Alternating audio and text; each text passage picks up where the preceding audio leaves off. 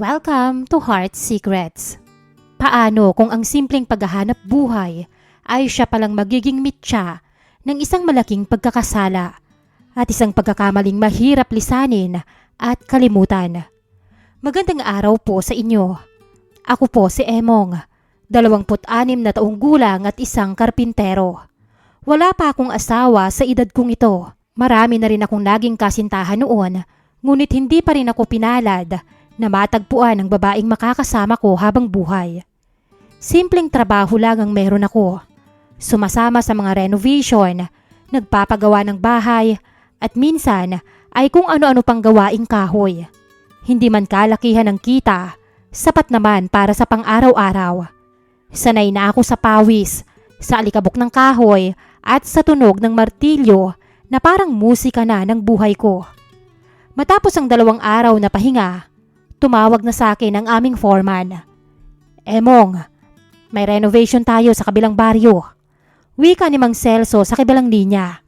Kaibigan daw yon ng kliyente niya na nasa ibang bansa. O sige ho, Manong Celso. Bukas na ho ba natin uumpisahan? Tanong ko naman. Hindi pa sigurado. Baka sa 1 araw pa.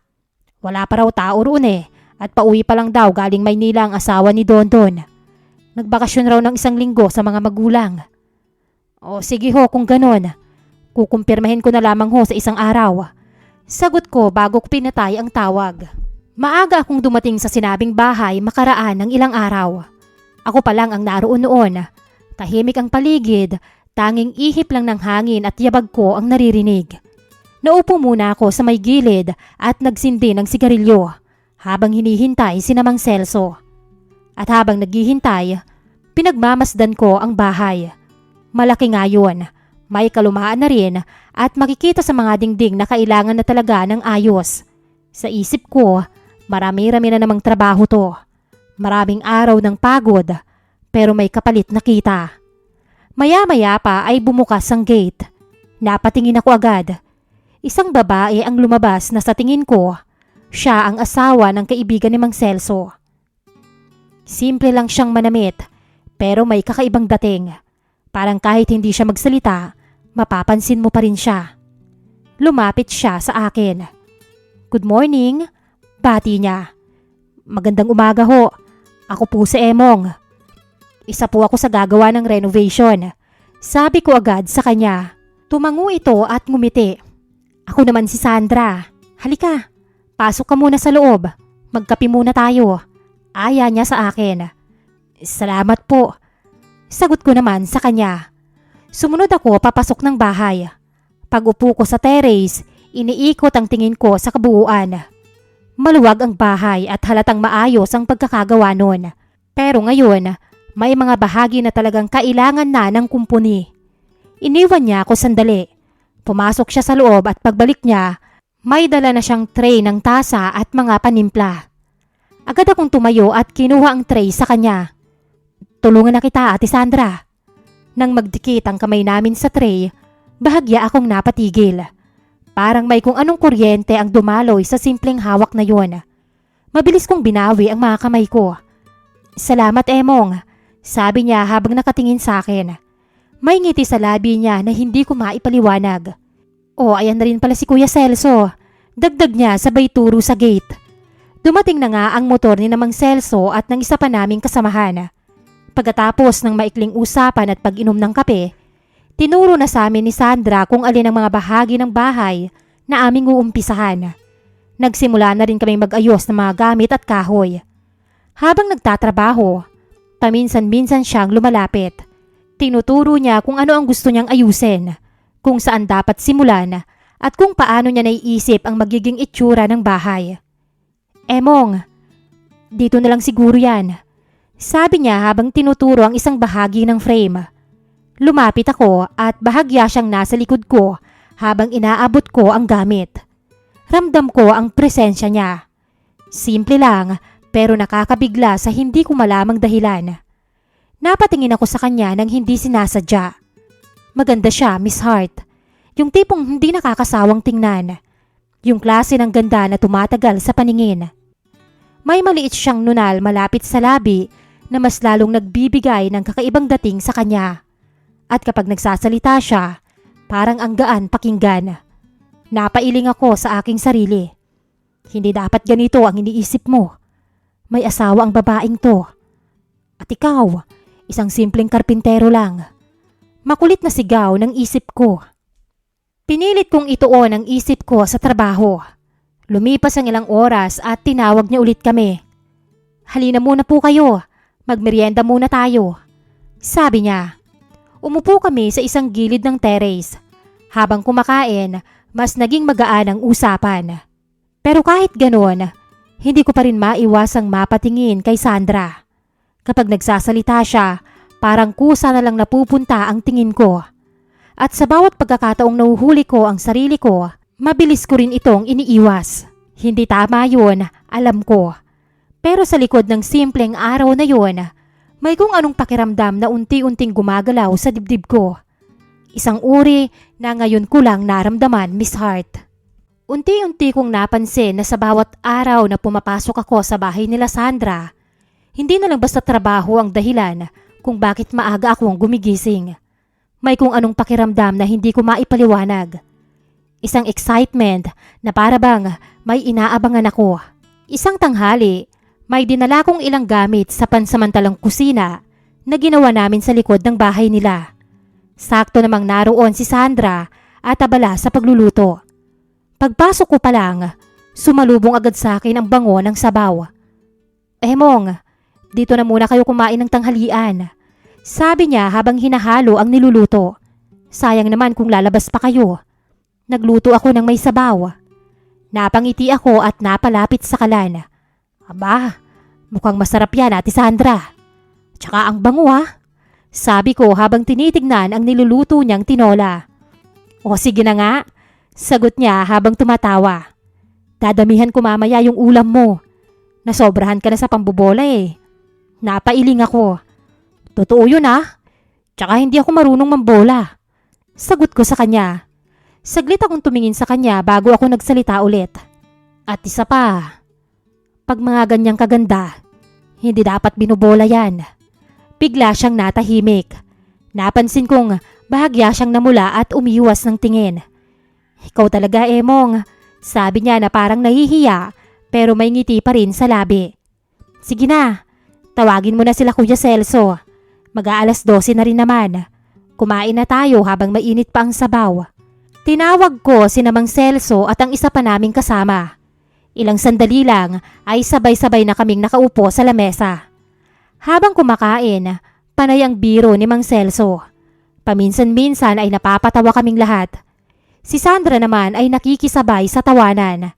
At sa tuwing nagsasalita siya, hindi ko maiwasang mapatingin sa kanya.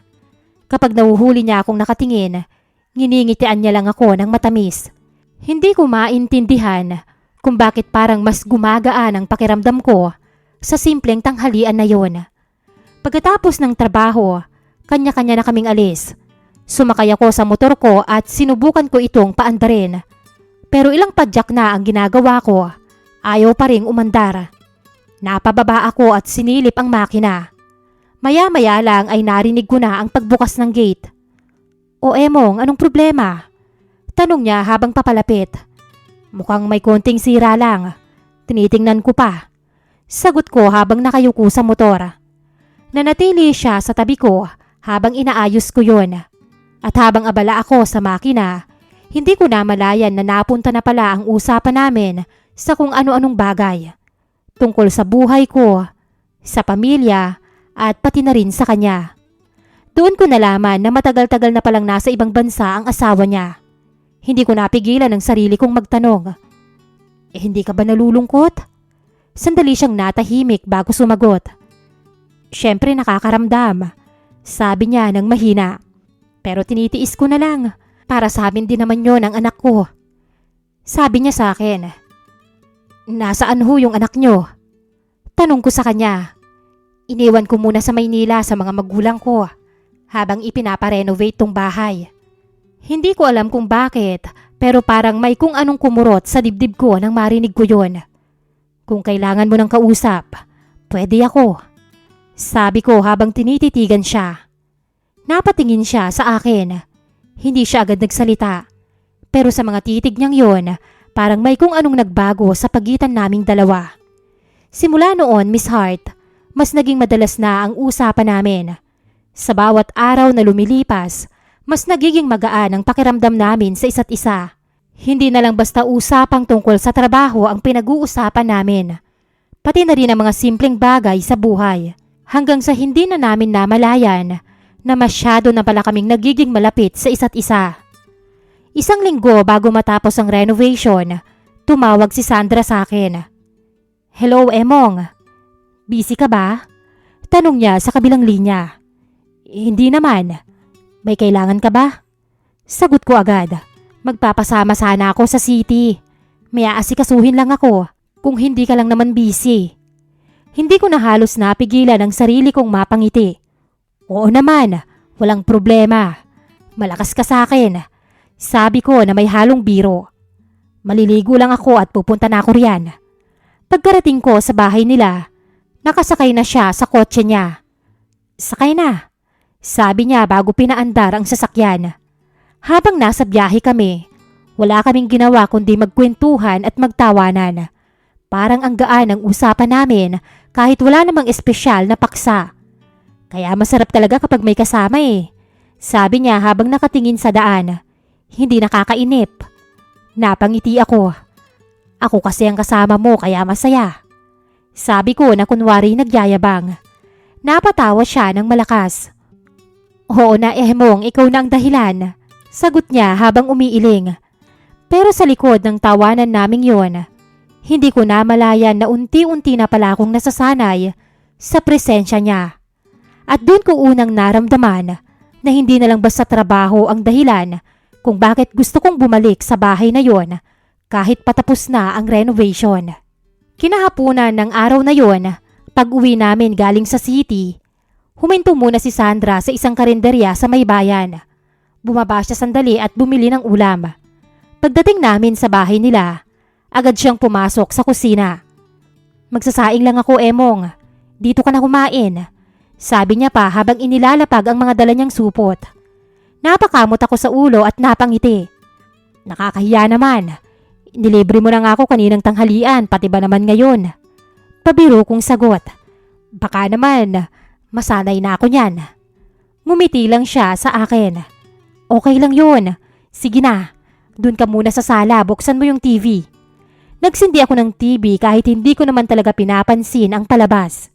Maya-maya lang ay lumabas siya mula sa kusina at naupo malapit sa akin. Hindi ko inaasahan na ganoon pala kami kalapit.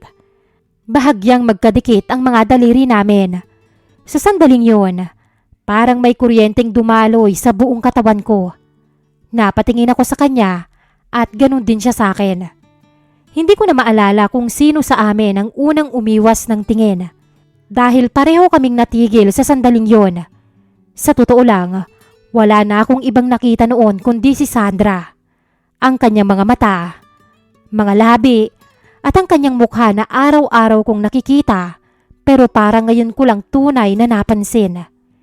Hindi ko alam kung anong pumasok sa isip ko, Miss Hart. Kusang umangat ang kamay ko at marahan kong hinaplos ang kanyang pisngi. Napapikit siya at yun ang naging dahilan kung bakit parang lalo akong nawalan ng lakas na umatras. Unti-unti akong lumapit at bago ko pa man namalayan, magkadikit na ang mga labi namin. Mas lalo akong nagulat nang maramdaman kong tumugon siya. Kusang humawak sa mga balikat ko ang mga kamay ni Sandra. Naging hudyat yun sa akin na gusto rin niya ang nangyayari. Tumayo ako habang magkadikit pa rin ang aming mga labi. Sumayaw ang aming mga paa at kung saang-saang parte ng bahay kami nito dinala. Hanggang sa hindi na namin napigilan at napahawak na siya sa handrail ng hagdan. Doon namin ipinadama ang gusto ng aming mga katawan. Sa gabing yun, may nangyari sa aming dalawa ni Sandra na hindi dapat. Hindi ko akalaing darating ang araw na kukuha ako ng bagay na hindi sa akin, Miss Hart. Kinabukasan, akala ko magkakailangan kami sa isa't isa. Sinadya kong sumabay papasok sa loob kina Mang Celso. Habang papasok pa lang kami sa gate, may kaba na agad akong nararamdaman. Pero pagpasok pa lang namin, Nakangiting Sandra na agad ang bumungad sa amin. Magandang umaga, bati niya sa amin at sandali siyang tumingin sa akin. Nginitian ko rin siya gaya ng dati. Pilit na pinapakalma ang sarili ko. Magandang umaga, Ate Sandra. Malakas kong sabi para hindi mahalata ni Namang Celso ang kakaibang nangyayari sa pagitan naming dalawa. Pero sa totoo lang, hindi ako makapag-focus sa trabaho ko buong umaga. Paulit-ulit na bumabalik sa isip ko ang mga nangyari kagabi. Kung gaano kalambot ang kanyang labi, kung gaano kabango ang kanyang buhok, at kung paano niya ako tingnan bago kami tuluyang nagpadala sa nararamdaman namin. Sa bawat alaala, may kakaibang init na muling bumabalik sa katawan ko. Mas lalo kong nararamdaman na gusto ko pa siyang makasama. At habang dumadaan ako sa sala para kumuha ng gamit, nakita ko siyang nakaupo sa sofa. May hawak siyang cellphone at mukhang may kausap. Hindi ko sana papansinin pero narinig ko ang boses niya. Mahal, kumain ka na ba? Bigla akong natigil sa paglalakad. Asawa niya. Hindi ko sinasadyang mapakinggan ang usapan nila. Pero hindi ko rin nagawang lumayo agad. I love you too. Narinig kong sabi niya pa bago niya ibaba ang tawag. Sa sandaling yon, hindi ko maintindihan kung bakit parang may kumurot sa dibdib ko. Selos ba yun? Wala naman akong karapatang makaramdam ng ganon. Matapos ang tawag niya, mabilis akong bumalik sa ginagawa ko. At para maalis ang kaba at init sa katawan ko, sinadya kong alisin ang pang-itaas ko at magsando na lang habang nagtatrabaho. Mainit naman talaga ang panahon. Pero sa totoo lang, alam kong gusto kong mapansin niya talaga ako. Sinadya kong ipakita ang matitipuno kong braso. Maya-maya, naramdaman kong parang may nakatingin sa akin. Paglingon ko, hindi nga ako nagkamali. Nakatayo si Sandra sa may pintuan. Nakahalukip-kip ang mga braso niya habang nakatingin sa akin. Lumapit ako sa kanya. Kamusta ang tulog mo? Tanong ko habang pinupunasan ng pawis sa noo. Ngumiti siya. Masarap. Sagot niya. Sandali siyang natahimik bago niya idinagdag. Yung tulog ko ha? Namula ang mukha niya at napangiti ako ng mapanukso. Masarap ba? Pabiro ko pang sabi. Huwag kang mag-alala. Mamaya ulit. Agad niya akong kinurot sa braso. Emong, baka marinig ka nila Kuya Celso. Tatalikod na sana siya. Pero mabilis ko siyang hinila pabalik at marahan kong hinalikan sa labi bago ako tuluyang bumalik sa trabaho. Simula noon, sinasadya ko nang magpahuli kila Mang Celso kapag uwian. Pinapauna namin silang umalis. At kapag kaming dalawa na lang ang natitira sa bahay, doon na nagsisimula ang mga sandaling hindi na namin kayang pigilan. 3 araw bago matapos ang renovation, halos paglilinis na lang ang ginagawa namin sa bahay. Pero sa mga panahong yon, mas madalas kaming nagkakaroon ng pagkakataon na mapag-isa sa loob ng kanyang silid. Mas lalo kaming naging malapit sa isa't isa. Mas lalo kaming naging kampante. Lalo naming nakalimutan ang hangganan naming dalawa. At hanggang sa tuluyan nang natapos ang renovation, akala ko pagkatapos noon, doon na rin matatapos ang lahat sa pagitan naming dalawa. Akala ko sapat na ang mga alaala na naiwan sa bawat sulok ng bahay. Pero hindi, Miss Hart. Dahil kahit tapos na ang trabaho ko ron, hindi pa rin natigil ang pag-uusap namin. Paminsan-minsan ay tumatawag pa rin siya. Minsan ako ang unang nagmemensahe. Minsan naman ay siya. May mga pagkakataon ding natatagpuan ko ang sarili ko sa harap ng gate nila. Kahit wala na akong dahilan para pumunta ron. At sa bawat pagkikita namin, naiibsa ng damdaming unti-unting susunog sa amin. Hanggang sa unti-unti kong napansin ang pagbabago. Mas madalang na siyang tumawag. May mga pagkakataon na hindi na siya sumasagot sa mga mensahe ko. Noong una, iniisip ko na baka busy lang siya. Pero habang tumatagal, naramdaman kong parang umiiwas na siya sa akin. Matapos ang halos 2 buwang hindi namin pagkikita, bigla siyang tumawag. Hello, Emong? Mahina ang boses niya sa kabilang linya. Oh, Sandra, ayos ka lang ba? Bakit ngayon ka lang tumawag? Tanong ko agad. Pwede ba kitang makausap? Sabi niya. Kailan? Mabilis kong sagot. Ngayon sana, kung may oras ka. Hindi ko na siya pinaghintay. Nagkita kami sa may waiting shed malapit sa bayan. Doon kami madalas dumaan noon kapag may binibili siya habang ginagawa pa namin ang renovation ng bahay nila. Pagdating ko, nandoon na siya. Tahimik siyang nakaupo sa dulo ng bangko. Parang may iniisip. Sandra, tawag ko habang papalapit. Tumingin siya sa akin. Ngumiti, pero iba ang ngiting yun. Hindi na katulad ng dati. May lungkot at may bigat.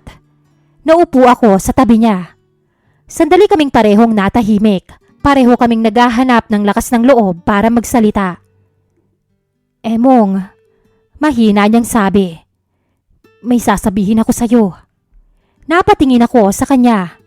Napansin ko na nanginginig ang mga kamay niya. Huminga siya ng malalim. Buntis ako noon. Parang tumigil ang sandali sa paligid namin. Hindi ko agad nakuha ang sinasabi niya. Pakiramdam ko, biglang bumikat ang hangin sa pagitan naming dalawa. Ano? Halos pabulong kong tanong. Hindi ko alam kung tama ba ang narinig ko. Buntis ako noon. Ulit niya pa. Noon? Tanong ko. Napayuko siya, pero hindi ko itunuloy. Hindi ko agad naintindihan ang ibig niyang sabihin. Pero ilang segundo lang, doon ko naisip ang gusto niyang ipahiwatig. Hindi ko na malayang napahigpit ang hawak ko sa gilid ng bangko. Hindi mo itinuloy? Tanong ko ulit. Dahan-dahan siyang tumango. Hindi ko kayang masira ang pamilya ko, Emong. Mahina ang boses niya, pero ramdam ko ang bigat ng bawat salitang lumalabas sa kanya. Hindi ko alam kung ano ang sasabihin ko, kung ano ang dapat na maramdaman ko. Parang may kung anong sumakal sa loob ko ng sandaling yon. Alam kong akin yon, Miss Hart. Ang hindi ko alam ay kung may karapatan ba akong magtanong. Pero alam kong may nawala. May isang bagay na hindi na kailanman maibabalik. Pasensya ka na, Emong. Hindi ko alam kung paano sasabihin sa'yo. Hindi pa rin ako magpagsalita nung mga panahon na yon. Sa dami ng gusto kong itanong, wala ni isa ang lumabas sa bibig ko. Hindi ko kayang ipagpatuloy yun, Emong. May pamilya ako. May asawa at may anak. At kailangan kong pangalagaan yon. Unti-unti siyang napaluha. Alam kong mali tayo. Kaya kailangan na nating itigil. Doon ko lang naramdaman ang sakit na mga salitang yon. Hindi sama ng loob, kundi isang katahimikan na parang unti-unting bumabalot sa buong pagkatao ko. Sana naiintindihan mo ko. Tumango ako dahil iyon lang ang kaya kong gawin ng mga sandaling yon. Matagal kaming nanatiling tahimik sa waiting shed na yon. Parang pareho naming pinipilit tanggapin ang katotohanang hindi na namin mababago. Maya-maya pa ay tumayo na siya. Mas mabuti kung dito na tayo magtatapos. Mas mabuti na to para sa ating dalawa. Huminga siya ng malalim. At para sa pamilya ko, Emong. Tumalikod siya at naglakad palayo. At sa unang pagkakataon mula nang makilala ko siya, Miss Hart, hindi ko siya sinundan. Lumipas ang ilang buwan. Bumalik ako sa trabaho. Sumama ulit ako sa iba't ibang renovation sa iba't ibang baryo. Mga bagong bahay na pinapagawa, mga bagong dingding na pinapaayos. Pero sa bawat hawak ko ng martilyo, may isang alaala na hindi ko maiwasang balikan. May isang bahay na hindi ko kailanman makakalimutan. At may isang bata na kahit kailan ay hindi na mabibigyan ng pagkakataong maisilang. Minsan napapaisip pa rin ako, Miss Hart, kung sakaling iba ang naging desisyon ni Sandra noon, kung itinuloy niya ang pagbubuntis niya, ano kaya ngayon ang naging buhay namin? May karapatan kaya akong tawaging ama ng batang yon? May lakas kaya kaming harapin ang mundong alam naming pareho kaming nagkamali? O baka mas lalo lang naming nasira ang mga buhay na pilit naming inayos noon? Hindi ko alam ang sagot sa mga tanong na yon. At hanggang ngayon, sa bawat bahay na pinapasok ko para ayusin, may isang tahanan sa baryong yon ang hindi ko na kailanman binalikan. At may isang pangarap na minsan kong muntik mahawakan. Pero tuluyan na ring nawala kasama ng batang hindi na kailanman isinilang. Ang inyong sender, Emong.